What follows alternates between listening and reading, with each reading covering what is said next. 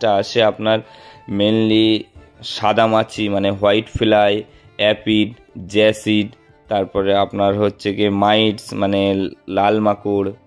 আপনার হলুদ মাকড়, কালো মাকড়, এর থেকেই মানে যত ধরনের বাহক পোকা আছে সেই বাহক পোকার মাধ্যমেই